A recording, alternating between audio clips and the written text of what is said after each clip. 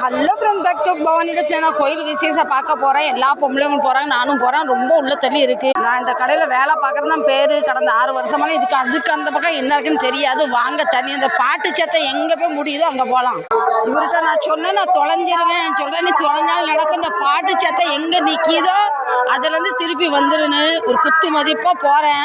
எங்கள் கடைக்கு அந்த பக்கம் 7 ஊர் இருக்குது.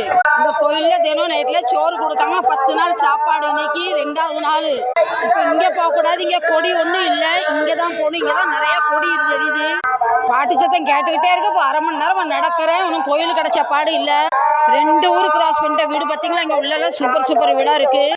இப்போ நடந்து டயர்டாகி வந்துட்டு 3 ஊர் கிராஸ் பண்ணிட்டேன். ஃபுல்லாக கிராமம் பார்த்தீங்களா. பயங்கரமாக குளிருது எனக்கு. பயங்கர குத்து இருட்டாக இருக்குது ஃப்ரெண்ட்ஸ். அதனால கோயில் பக்கத்தில் வந்தாச்சு.